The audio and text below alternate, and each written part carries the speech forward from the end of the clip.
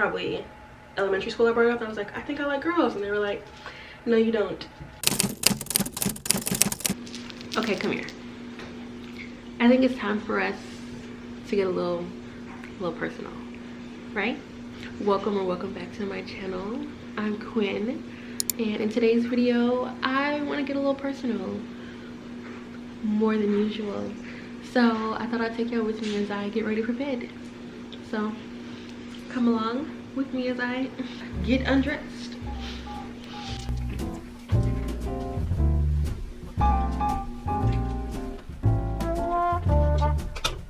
So most people call me Quin, but my name is Quindel, pronounced quindel. Let me take off these gym shoes. My birthday is September 5th, so I am a Virgo sun. Virgo stand up, period. But I am also a Sagittarius rising and a Gemini moon, so she's a bit flip-floppy, but it's okay. She's also strong. She's strong. And born in Jackson, Mississippi as the youngest of 4. I was the baby. Yes. And honestly, I think that explains why I'm so, I don't know, I have a very much so I'm gonna get what I want attitude, and I think me being the youngest contributed to that quite a bit. So yes, grew up as the youngest of 4 in Jackson. Jackson being one of the top 5 for blackest cities in America, if not top 3. I grew up black as fuck, you know what I'm saying? I went to predominantly black schools, Murrah, and then I went to Jackson State University for college. I did an interim year at Georgia Tech in Atlanta, Georgia, my freshman year of college, but that was too expensive. So I came home to Mississippi and I got my degree in mathematics from Jackson State in 2019, and I love my HBCU. A lot of y'all are just now being put onto it because of Deion Sanders, but the I love been the I love, okay? And honestly, that has shaped a lot of my politics and has honestly led me directly to where I am now, getting my PhD, so I'm incredibly grateful for that. But that's my little backstory of how I got to where I am right now. Now I'm in Richmond, becoming a whole new bitch. Let me go ahead and hop in the shower though, because I need to go to bed. Oh, the body is bodying. Let's get into that, because it didn't start looking like this until I got here. My confidence blew up. I've used my time here to transform and create the life that I really want. So let's get into that.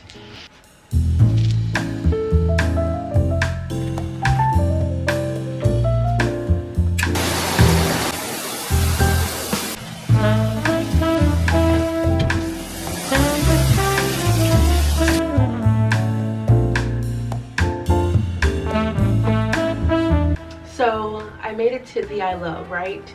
And honestly, I rediscovered that I was bi once I got to college at Jackson State, because I started out experimenting with girls, right?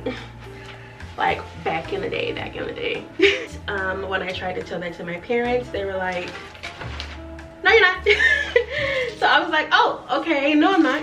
And I mostly started doing things with guys. Probably elementary school I brought up, and I was like, I think I like girls, and they were like, no you don't.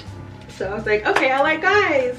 And I only did things with males until I got to college at Jackson State, and I was hanging out with this girl every day, and I was like, I like her, like, and I hadn't done anything, and it was just so validating of, wow, I like girls for real. I thought that was a little phase, but no, I actually like girls, you know? So after that, I was just like, okay, I'm glad to know that who I like. Unfortunately, I wasn't having sex with her because I was celibate at the time. I was actually celibate for, most of undergrad. Yeah. So my high school boyfriend, my last high school boyfriend, I had about 2 boyfriends in high school, and the last one gave me an STD. He gave me chlamydia, and as a young person who is dating someone who is 6 years older than me, who should be in jail. Please, young girls, do not date men in their 20s if you're below the age of 18, because that's illegal. It's wrong. Yes, this young man gave me an STD. He did. And as the young, foolish young woman I was, as most of us are when we're being manipulated by adult men, I forgave him and was with him even after the initial exchange. Unfortunately, he did not get his self treated, even though I did, and gave it to me again. Yes. So I was like, well, that's enough of trusting people. No more of that. So no more sex. So all of undergrad I was celibate, baby, until about my last year, and I got really touch deprived and really depressed. And I do mean really depressed. So I started therapy.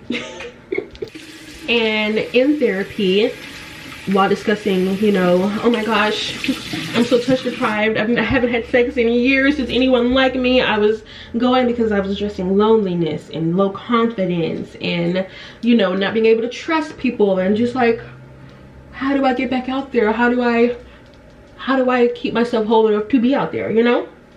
And this is the end of undergrad. This is like, I'm about to graduate in the next spring. I had realized that I hadn't really been living. I'd had that low confidence, low self-esteem from that experience. I had gained a lot of weight. I wasn't taking care of myself the way I thought I was. I thought I was doing a lot of things right. I was not. And honestly, truly, it was just a situation of like refiguring out what I was worth. I had to refigure out who I was. I hadn't really been putting myself in relationships with other people, so it's just like, what even is going on with you, Quinn? was what was going on. And my therapist at the time was very helpful with that. She helped me realize that I had a mental illness, and like helped me try to figure out how to handle that. More on that in a separate video individually. And I started to regain my confidence a little bit, being able to talk to someone about what I was going on, what I had going on, when I hadn't been like talking to anyone for years. It was game changer. Okay, wow, I grabbed way too much of this, LMAO. Regained my confidence, and then this was, you know, the year of graduation, so I then of course graduated from Jackson State, moved here to Richmond for my PhD. And y'all, something about moving really skyrocketed my confidence. I don't know what it was. It was if there was the unfamiliar environment, or it was the freedom. I also had no autonomy when I was at home because of my environment, like emotionally not a safe space emotionally. So just breaking myself far away, moving 16 hours away from the monotonous and expectations of other people, and all of the trauma and hurt that I had gotten there. I was like, I need to run away. I gotta go. I'm running. running. And so I ran here to Virginia, and a lot of my problems started solving themselves, you know what I'm saying? My confidence skyrocketed. I started taking more and more pictures.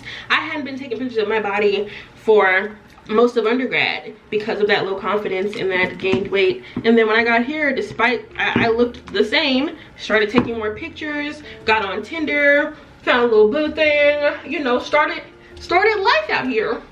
I will say that that first year here was really tough. Like, I remember my first semester of grad school, I was so depressed I couldn't even think about the future. I literally remember saying to Chelsea, Dr. Jones, Black and Unfinished, like, trigger warning, I can't even picture the future with Black. I don't see myself succeeding. I don't see myself doing anything. I was just so, I got myself away, and I was excited to be away, and then it got real hard real quick, and I realized that I was away by myself, and I had to pick up some skills I never had before. I never had to use before, so I never had them, and it was just like a real struggle. I was happy to have my personal body confidence starting to increase, but like my academic confidence at an all-time low, okay? The racism at an all-time high, okay?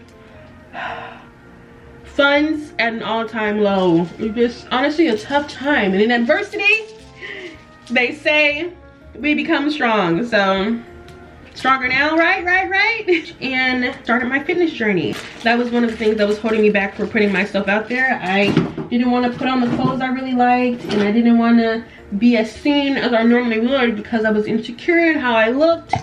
And even though I was more confident than before, I was like, some of this is work onable. You know what I'm saying? Like, there were some of these things that I don't like, or just how I look. That's just how I look. Or it's some things I was like, oh, I can actually take an active role in changing that into something I would like. So that's what I started doing. I found a fitness program, and I just started working on my fitness shit. I started slowly eating better. I'm gonna have a whole video on how I lost these 50+ pounds since moving here to Virginia. I'm gonna do a full in-depth how to do that, how I did that, and how I'm still doing it because I still got goals.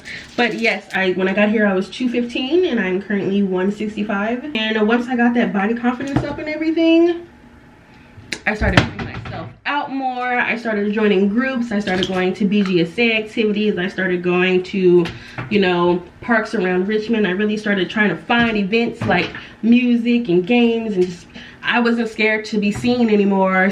I've been hiding. Why am I hiding? Like, why are you running?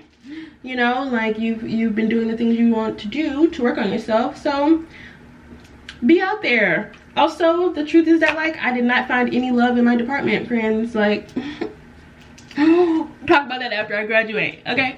But my department was not a safe space, and so if I was going to have any friends at all that lived anywhere near me, I was going to have to go find them.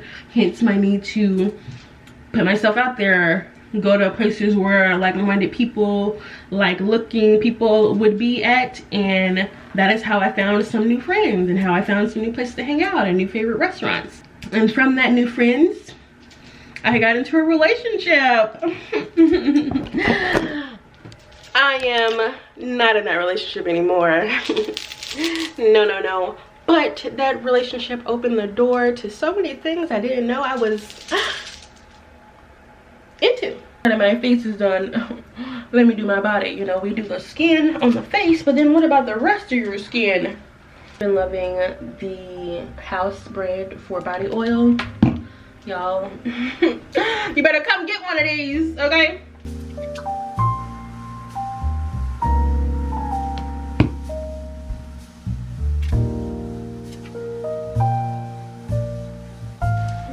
Once I got more confidence and I got into a relationship, and I was able to use that relationship kind of as a vehicle to explore the things I was into with BDSM, because that relationship was a polyamorous relationship, and it was my first one, my first poly one, and my first relationship. So y'all, it was a doozy, but it was a vehicle nonetheless for me really getting into BDSM. Like, friends, I really got into BDSM. I really got into it, okay? Like, I said God, like I'm not still in it. Okay.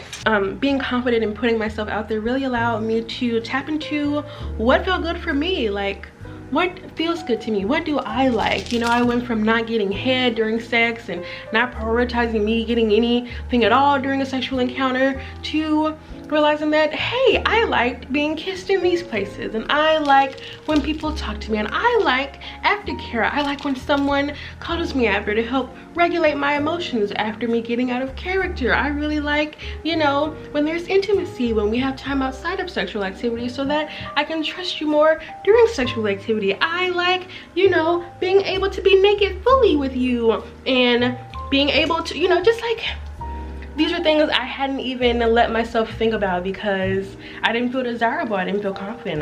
This didn't occur to me, like, what do I like? Who cares what I like? No one cared what I liked. Why would I care?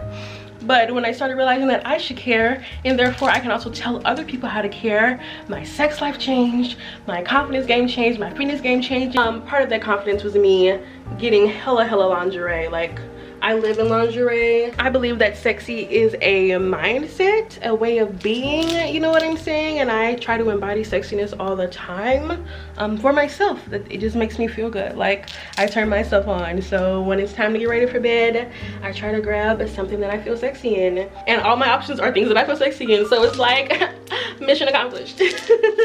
I think I'm gonna go with my robe for today because simple, sweet, you know, go to. So once I, you know, really started figuring out what felt good to me and owning, you know, my sexuality, owning what I felt, what feels good, that kind of carried into the way I do literally everything. I approach everything with a kind of pleasure lens. I don't like to do things that don't feel good. I don't like to be in places where I don't feel good. I don't like to be around people where I don't feel good. When I started prioritizing my pleasure, aka what feels good to my heart, to my mind, to my body, to my skin, what feels good to me, what feels good on me. These shoes make me feel good. This outfit makes me feel good. The texture of this makes me feel good. My body on yours makes me feel good. The way my arms feel strong when I'm lifting makes me feel good. Me being around people that bring me joy makes me feel good. Me ignoring people that make me mad makes me feel good. Me blocking people that don't deserve my energy makes me feel good. Me stopping my work at a reasonable time so that I am not just a productivity machine but also a person makes me feel good. When I started caring about me and what makes me feel good, it was very easy to see where I was not doing things that made me feel good. As a sub in BDSM, the pleasure not that falling as soon as I said as a sub the pleasure is essentially focused on you. I am a sub in BDSM. Don't fall. This means that I like to be dominated and all of these other things, and we can talk about that in a full sex Q&A type vibe.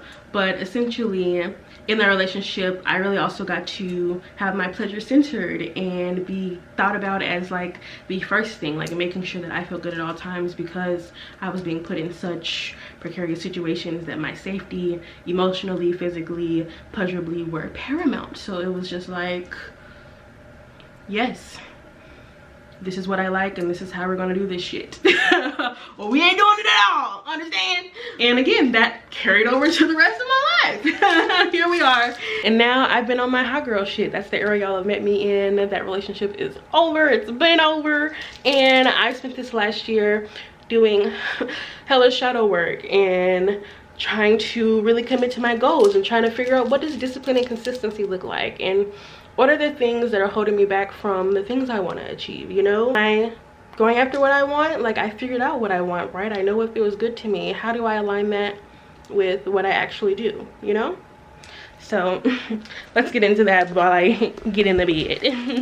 Now that I'm all cozy, I can just talk about where I am and where we're going from here in the rest of, you know, our journey together.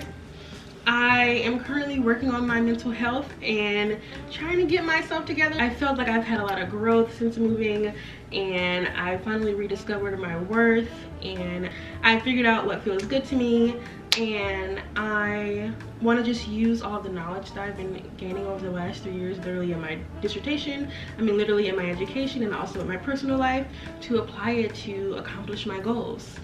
So it's like, of course, what are my goals, right? We'll have a whole nother video about that also specifically. But generally, I really just feel ready for the next steps, you know? I feel like I'm very much so in a liminal phase of my life, hence why I wanted to record my life. I know this is a transition phase. Like, where I will be this time next year, I have no idea. But where I want to be graduated. I want to be Dr. Jones. I want to have a high-paying job, making 80+K at wherever I am at, doing mathematical novel research. I want to be into, you know, my fashion bag.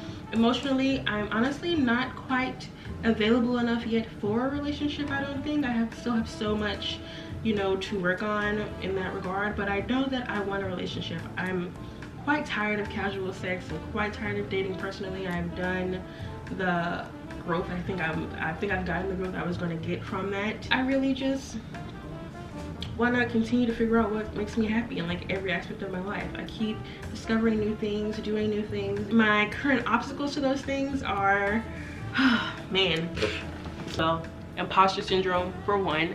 You know, I came in as one of 2 black people in my department, and there are now more black people in my department, but even still, as a mathematician, it is not a diverse field, and it can be very easy to feel like I don't fit in. I also have a I don't know, non-traditional background. Like, I'm from Mississippi. I got my degree, you know, at not an R1, and I didn't have all of this extra experience before I got there. So it has been a struggle for me to continue throughout my program, and that has made it very hard sometimes for me to believe that I deserve to be here. But of course I wouldn't be here if I didn't have what it takes, hence my still being here, being a candidate, etc.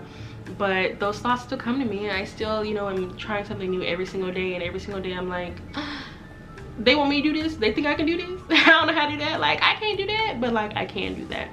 But yeah, imposter syndrome is just, she be beating me up, but she don't be beating me up. I have to just lean into the confusion as an opportunity to know more, instead of leaning into it as a reason to hide. Instead of running away from it, I want to lean into it. And then also there's burnout. Like, honestly, that has also been an issue. There's so much to do as an adult that I did not realize until I became an adult, just like with bills and keeping yourself together and your mental health and your goals. And it's just like, babe, how many hours are in the day? Not enough.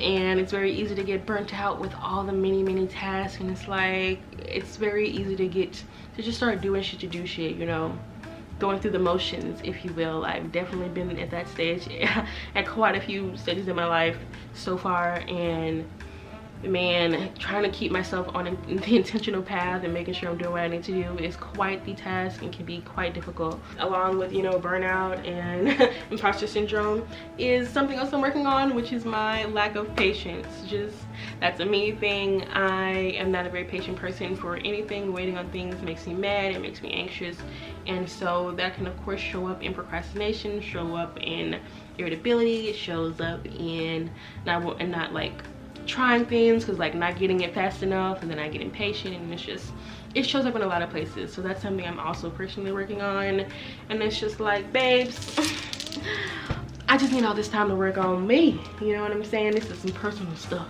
because it's so easy for me to forget these goals. It's so easy for me to forget my worth, and I really want to not do that anymore, you know? If you're watching this, I just want to say to you that remember your worth.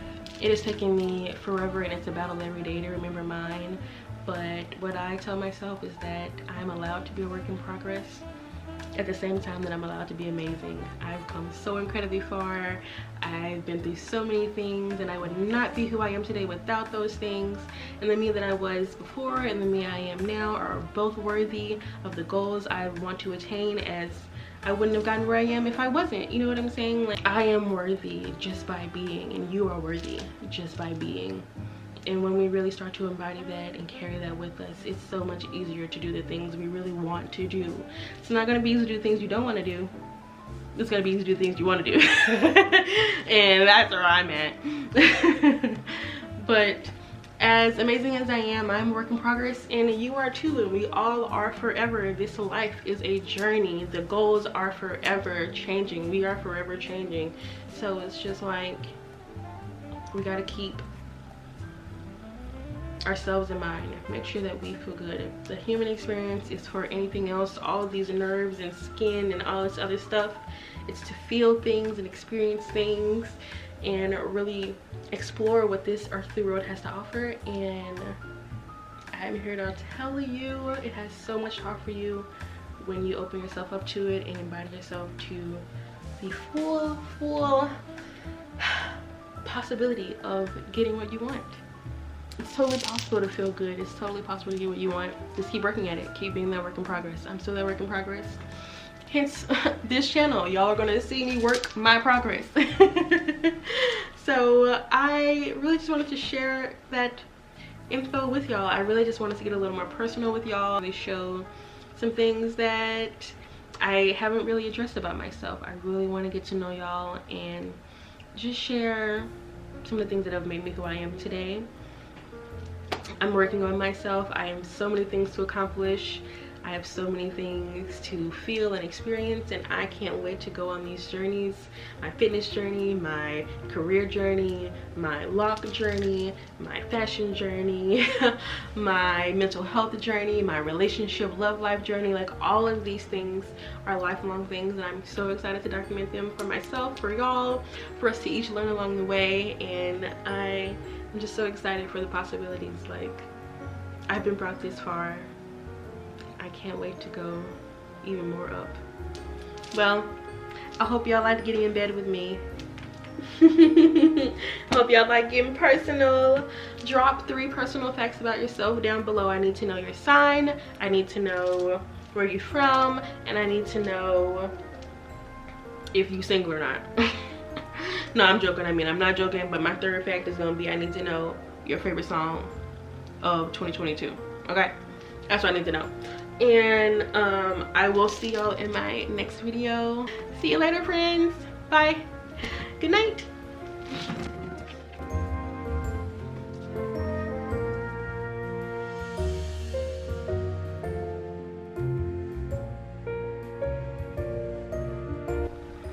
Let me just say, the only reason I didn't put my bonnet on at the end of this video is because it's in the dryer machine, but that is an essential part of me getting ready to go to bed. Pretend my bonnet is on my head right now. Insert picture. Okay, now good night.